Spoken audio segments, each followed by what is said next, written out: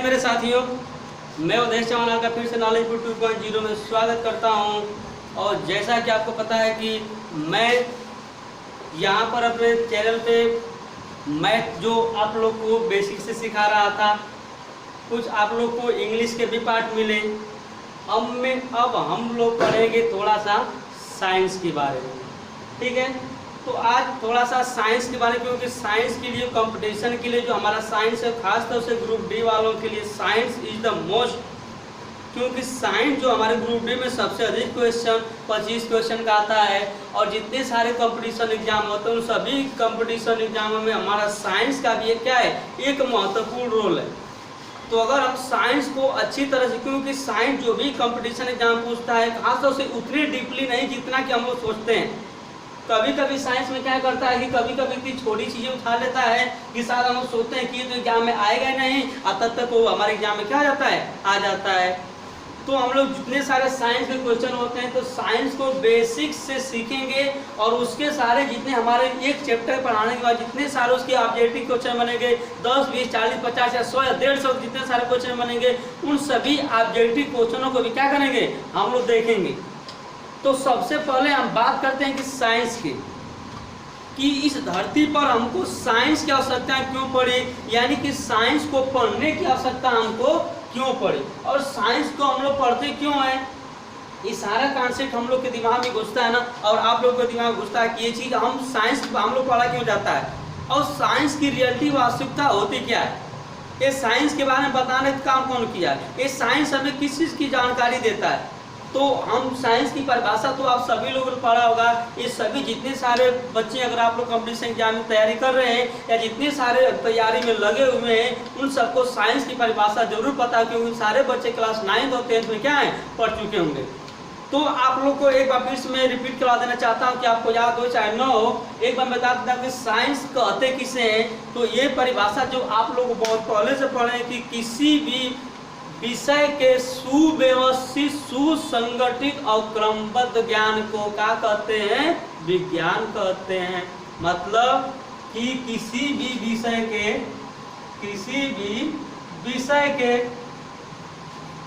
सुव्यवस्थित, सुसंगठित तथा क्रमबद्ध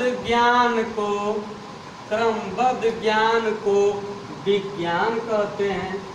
क्या कहते हैं, विज्ञान।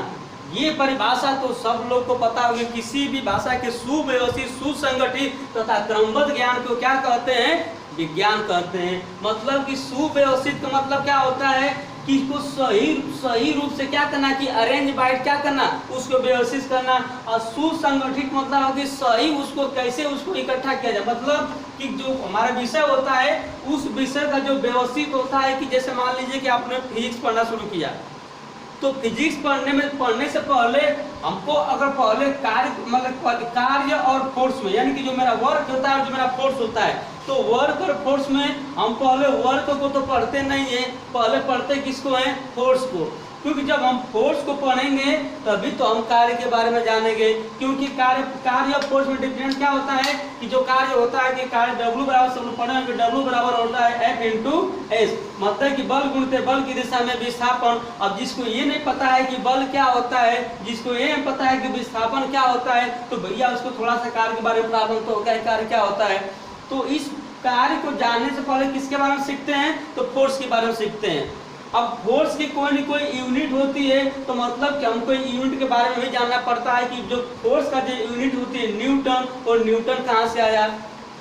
तो सब साइंस में क्या होता है कि साइंस को हम सबसे पहले सीखते कैसे हैं, तो साइंस को जो होता है वो सुव्यवस्थित तथा सुसंगठित, यानी कि किसी भी विषय के सुव्यवस्थित, सुसंगठित तथा उसके क्रमबद्ध, मतलब कि क्रम माने कि क्रम से आने वाले जो हमारे क्या होते हैं, ज्ञान होता है। कि क्रम से आने वाले ज्ञान को ही हम क्या कहते हैं, विज्ञान कहते हैं। तो ये चीज तो सबको पता है कि किसी भी विषय के सुव्यवस्थित, सुसंगठित तथा क्रमबद्ध ज्ञान को क्या कहते हैं, विज्ञान कहते हैं। अब बात आती है कि विज्ञान ये आया कहाँ से। ये विज्ञान आया कहाँ से? तो एक चीज आप लोग को हम बता देते हैं कि विज्ञान जो हमारा है यह लैटिन नेम से लिया गया है। कहाँ से?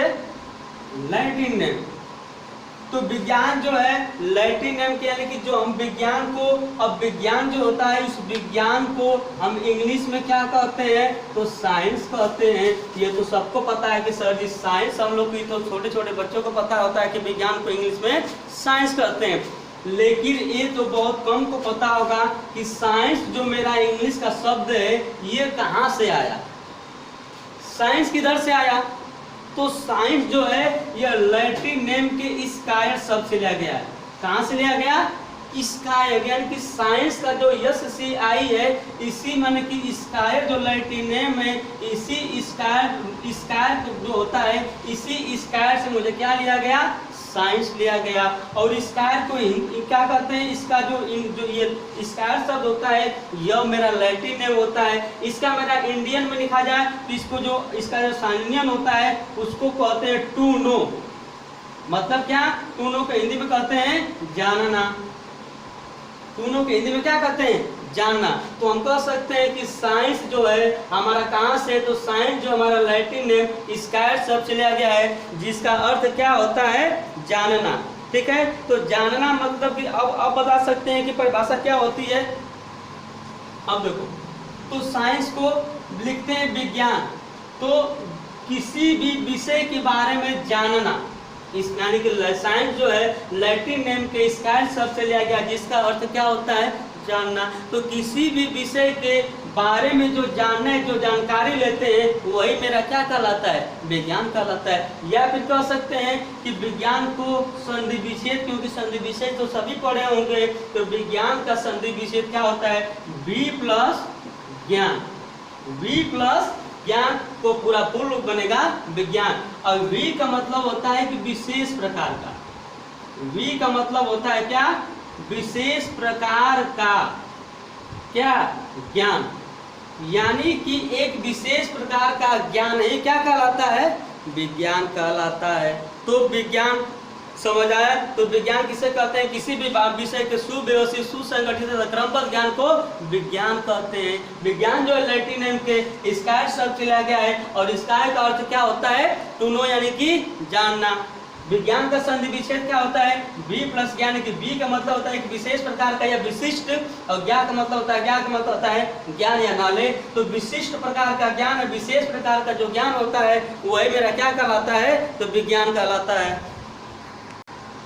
ठीक है, तो विज्ञान किसी भी विषय के सुव्यवस्थित, सुसंगठित तथा क्रमबद्ध ज्ञान को विज्ञान कहते हैं। विज्ञान जो लैटिन नेम स्कायर शब्द से लिया गया है। स्कायर का अर्थ होता है टू नो, यानी कि जानना। स्कायर शब्द का अर्थ क्या होता है? जानना। तो जिसके बारे में जानते हैं वही मेरा, जिसके बारे में हम जानना चाहते हैं वही मेरा क्या होता है? विज्ञान होता है। इसके बाद विज्ञान का संधि विशेष होता है V प्लस ज्ञान, यानी कि V का मतलब विशेष प्रकार का, या इसको बोल सकते हैं विशिष्ट ज्ञान। मतलब कि एक विशेष प्रकार का एक जो विशिष्ट ज्ञान होता है वही मेरा क्या कहलाता है? विज्ञान कहलाता है। अब मैं आप लोग को एक बात बताना चाहता हूँ, ये जो मेरा साइंस के जो एरिया है ना, एक साइंस का क्षेत्र, ये बहुत ही बड़ा क्षेत्र होता है। मतलब कि साइंस का क्षेत्र इतना बड़ा है कि वैज्ञानिकों को लगा कि अगर सारे साइंस को एक में बताना हमें क्या है, मतलब कि असंभव है। मतलब सभी चीज़ों के, जैसे मान लो कि पृथ्वी के बारे में अध्ययन करना, भूगोल के बारे में अध्ययन, की जियोग्राफी के बारे में, ग्रहों के बारे में अध्ययन करना, ये जो फोर्स होता है, जो कार्य करते हैं, जो ग्रेविटी होती है, हमारे अंदर जो सेल्स होती है, सिलरी होती है, मांसपेशियाँ होती हैं, जो बोन्स होती हैं, जो ब्लड होता है। इसके बाद तो बात करते हैं कि एलिमेंट के जो एलिमेंट या तत्व होते हैं, या फिर एक धातु कैसे बनती है। अगर इन सभी को आपस में इकट्ठा करके अगर एक विज्ञान बनाए तो हमें भी पढ़ने में डिफिकल्ट होगी, और आपको पढ़ाने में और पढ़ने में भी। यानी कि इन सब के बारे में, यानी कि एक ही अगर बॉडी के बारे में, प्लस बॉडी में अंदर जो फोर्स है उसके बारे में, प्लस ये पेड़ पौधों के बारे में, इन सभी चीज़ों को एक में बताना क्या था? असुविधाजनक था। तो वैज्ञानिकों ने कहा कि जो हमारा साइंस का जो क्षेत्र है ये एक बहुत ही बड़ा क्षेत्र होता है, और इन साइंस के क्षेत्रों को क्या किया? अलग अलग भागों में विभाजित कर दिया। तो सबसे पहले बात करते हैं कि साइंस के क्षेत्र में मैं पहले सबसे बात करूँ किसकी करूँगा? तो ये सबसे पता है कि साइंस में सबसे पहले लोगों के दिमाग में आता है, तो वह आता है मेरा कौन? भौतिक विज्ञान। किसके बारे में बात करते हैं? भौतिक विज्ञान यानी कि फिजिक्स। क्या होता है? फिजिक्स। अब बात करते हैं कि फिजिक्स क्या होता है। कि फिजिक्स के अंदर जैसे मान लीजिए जो हमारे पृथ्वी है, तो पृथ्वी की जो ग्रेविटी है कि कोई भी मान लीजिए कोई भी पार्टिकल जब नीचे से ऊपर फेंका जाता है तो पार्टिकल नीचे क्यों आता है, इसका अध्ययन किसके अंदर करेंगे? तो हम फिजिक्स के करते हैं। मान लीजिए हमें किसी अगर इस दीवार पर फोर्स लगाना है, अगर मैं इस दीवार को सुबह से शाम तक फोर्स लगाता रहा हूँ तो मतलब कि हम बोलेंगे सर दीवार तो फोर्स लगाते रहे लेकिन दीवार में कोई परिवर्तन नहीं हुआ। इसका अध्ययन किसके बारे में करेंगे? तो फिजिक्स के बारे में करेंगे। अगली बात करते हैं कि मान लीजिए जितने सारे हमारी पृथ्वी ग्रेविटी होती है, गुरुत्वाकर्षण होता है, फोर्स होता है, कार्य होता है, और मेरे कमरे का जो टेम्परेचर है, अब बोलेंगे सर कमरे का जैसे मुझे कमरे में क्या है, मुझे गर्मी महसूस हो रही है, तो अब ये गर्मी महसूस क्यों हो रही है, इसके बारे में अध्ययन कहाँ से करेंगे? तो बात करेंगे किसकी? फिजिक्स के बारे में। तो फिजिक्स क्या होता है? तो फिजिक्स में जो पृथ्वी की ग्रेविटी कैसे कार्य करती है, हम कार्य कैसे करते हैं, किसी वस्तु पर फोर्स कैसे लगाया जाता है, मेरे सामने एक फैन चल रहा है तो फैन कैसे चल रहा है, ये सब किसके अंदर करेंगे? ये करेंगे फिजिक्स के अंतर्गत। दूसरी फिजिक्स की आ जाता है केमिस्ट्री। किसकी बात करता हूँ? केमिस्ट्री, जिसको हिंदी में कहते हैं रसायन विज्ञान। अब बात करते हैं कि रसायन विज्ञान के अंतर्गत किसका अध्ययन करते हैं? तो जो मान लीजिए कि हम लोग ये तो नमक का नाम तो सभी सुने होंगे, जिसका रासायनिक सूत्र होता है NaCl। तो नमक कैसी बना? नमक की ऐसे कौन सी प्रोसेस मिलाई गई, कौन सा एलिमेंट मिला गया, तो इसमें कौन से परमाणु मिले कि वह मेरा नमक बना। तो नमक में क्या होता है, जिसके बारे में हम तत्वों के बारे में बात करते हैं, तत्वों के बारे में, कंपाउंड के बारे में, मिक्सर के बारे में, और इसके बाद सारे हमारे क्या होते हैं, कोलाइड के बारे में। तो पदार्थों का जो अध्ययन है कि पदार्थ जो है बनता कैसे है, पदार्थों की अभिक्रिया कैसे होती है, कौन कौन सा पत्थर या पदार्थ मिलाकर कौन सा पदार्थ बना जाता है, तो इन जो अभिक्रियाओं का अध्ययन होता है वह किसके अंदर करते हैं? केमिस्ट्री के अंदर करते हैं। अगली बात आ जाती है, किसकी बात करता हूँ? बायोलॉजी की। किसकी? बायोलॉजी की बात करता हूँ। तो अब बायोलॉजी के अंतर्गत अब हम तो फोर्स नहीं पढ़ेंगे, बायोलॉजी में न तो एलिमेंट पढ़ेंगे नहीं तो कंपाउंड पढ़ेंगे। तो बायोलॉजी में क्या पढ़ेंगे? तो बायो का मतलब होता है कि एक लिविंग, बायो का अर्थ होता है लिविंग यानी कि एक प्रकार का जीव, और लॉजी मिस होता है अध्ययन। तो जीवों का जो अध्ययन होता है वही मेरा क्या कहलाता है? बायोलॉजी। मतलब कि मान लीजिए हमने भोजन किया तो भोजन शरीर में कहाँ से कैसे गया, कहाँ से, मतलब कि सबसे पहले माउथ में गया, माउथ से फूड पाइप से होता है मेरे स्टमक किस कहाँ गया, पैंक्रियाज में गया, पैंक्रियाज से small intestine, large intestine, waste में क्या किया। तो ये सारी जो क्रिया है किसके अंदर पढ़ेंगे? तो ये आता है मेरा बायोलॉजी के अंतर्गत। कोई जैसे मान लीजिए हम लोग क्या किया कि अभी सभी लोग कोरोना वायरस में आप लोग नाम सुने कोविड-19 का, इसका कोविड-19 का 2 साल से नाम सुनते सुनते सभी लोग क्या है? परेशान है, क्योंकि कोरोना जो वायरस है, अब कोरोना वायरस के अंदर कोरोना जो होता है इसका अध्ययन तो फिजिक्स के अंतर्गत करेंगे नहीं। जितने सारे वायरस होते हैं, बैक्टीरिया होते हैं, जीवाणु होते हैं, फंगी होते हैं, प्रोटोजोआ होते हैं, इनको अध्ययन किसके अंतर्गत करते हैं? तो इसका अध्ययन जो होता है बायोलॉजी के अंदर करते हैं। हमारा भोजन कैसे पचता है, कैसे बॉडी में जाता है, इसके बारे में अध्ययन किसके अंदर करते हैं? बायोलॉजी के बारे में।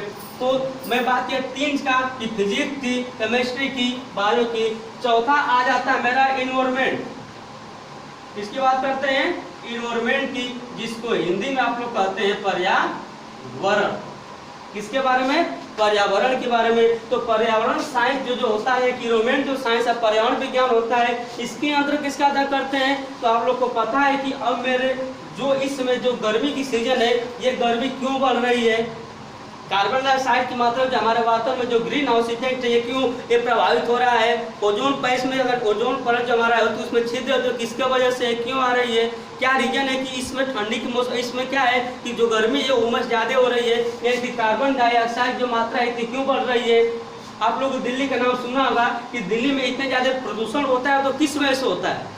क्योंकि सबसे अधिक प्रदूषित शहर माना जाता है तो पूरे हमारे इंडिया में दिल्ली को माना जाता है। तो दिल्ली में इतना प्रदूषण यानी कि दिल्ली जो होता है इतनी हवा से शुद्ध क्यों हो जाता है? तो उसका जो अध्ययन करते हैं वह किसके अंदर करते हैं? तो पर्यावरण विज्ञान यानी कि इन्वायरमेंट के अंतर्गत करते हैं। अगली मैं बात करता हूँ किसकी?